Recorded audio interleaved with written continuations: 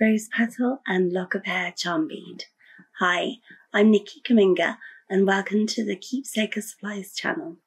Today I'm going to show you how to make this resin lock of hair and rose petal charm bead from start to finish. Please watch to the end where there's a competition to win some of the supplies featured in this video. To make this project you'll need these things, which are also listed below, many of which are available to buy from us at Keepsaker Supplies. A mask, vinyl gloves, medium charm bead mould, rubbing alcohol, a rag, a lock of hair, scissors, label backing paper, UV resin, cocktail sticks, rose petals, orchid purple resin sparkle mix, and you'll also need a rotary tool, a carbide rotary bird bit, E6000 animal-free glue, and a pair of large charm bead inserts. I like to use an LED UV lamp to save energy and make sure the pieces don't get too hot. This one has a 99-second low heat setting. You'll see a link below for this and all the other tools and equipment needed for this project. Preparing the hair. Firstly, put on your gloves. Sometimes I like to double up with gloves, but working with a lock of hair is fiddly, so just wear one pair. Take some rubbing alcohol and put it on a rag. Then take your charm bead mould and wipe it all over to remove any dirt or dust.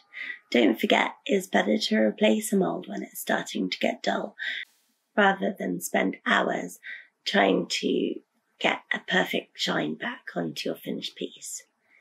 There's no need for a clear layer with the charm bead or pearl because dust doesn't settle inside the mould. Take the label backing paper and a cocktail stick, then prepare the lock of hair. Some clients will send hair from a loved one who has passed away. Please ask them to never send in the whole amount in case it's lost in the post. Ask your client to tie the lock of hair with a little bit of cotton and place it in a well-labelled bag. If they send it in tin foil, they may fold it over, which creases the hair and makes it harder to work with. Divide the lock of hair into two. Use the larger piece for your first attempt, and if for any reason this turns out badly, you have some hair left to work with.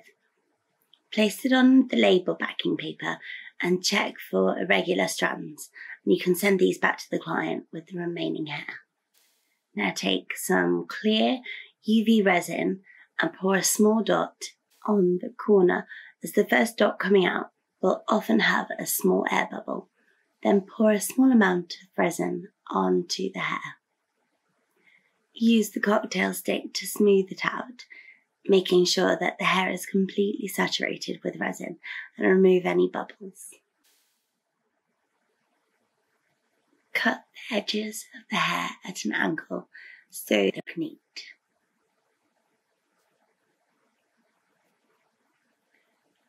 Putting the hair in the mould. Use the cocktail stick to carefully pick up the hair and put it on your mould. Then gently tease it in. Be careful not to poke the mould with the cocktail stick or you'll get dots on the finished charm bead. This part can be very fiddly and takes practice, so don't worry if you don't get it right to begin with. Perfect the technique with your own hair and that of friends and family. Once the hair is in, slowly move it around to remove any air bubbles trapped in the strands. They will look like silver grains, and if you push on them from behind the hair, they will come through to the back. Filling the mould. Squeeze a dot of resin out, as the first dot may have an air bubble. Then very, very slowly fill the mould completely with resin to the very top. Prepare the petals by cutting them a little smaller. They must be completely dry. These were a gift from my husband, whose hair I'm using today, so they weren't perfectly preserved. Usually I dry flowers and petals by surrounding them in silica gel in a bowl placed on a reptile heat mat. If you'd like to see a video with some drying techniques, please let me know in the comments below. Gently poke your petals into the resin-filled mould. You'll get a lot of air bubbles which you can remove with patience. This technique would not work with a translucent or transparent mould, only water clear, so that you can see what you're doing. When the air bubbles are gone, you can add a drop more resin so that the mould is completely full. Adding colour. Change your gloves, then using a fresh cocktail stick, add a small amount of resin sparkle mix on top of the mould. Press it into the resin, focusing the colour around the centre of the mould and try not to mix it around the petals or near the hair. Again, it takes a lot of practice and perseverance to get the colour in the right place. Remove the bubbles by pressing the sides in and teasing them out with a cocktail stick.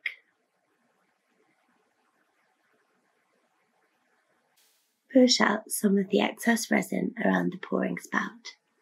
You'll learn the perfect amount to leave in, meaning you don't have to build up the charm, but you don't have too much excess to remove. Curing the charm bead. Put your mould under a UV nail lamp for 99 seconds on low heat. This UV lamp is perfect because it's low energy LED with a low heat mode. Allow it to cool down completely, turn it over and cure for another 99 seconds. Then cool. Use this time to clear up your workstation, put your client's hair back into their bag and wipe over the workstation. Demoulding the charm bead.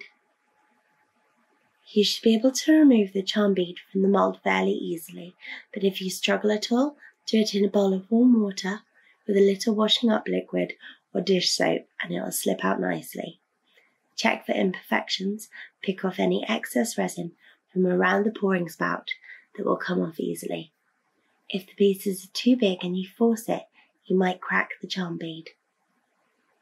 Use a rotary tool with a carboid rotary burr bit and make sure that you wear a good quality mask. Remove the excess resin.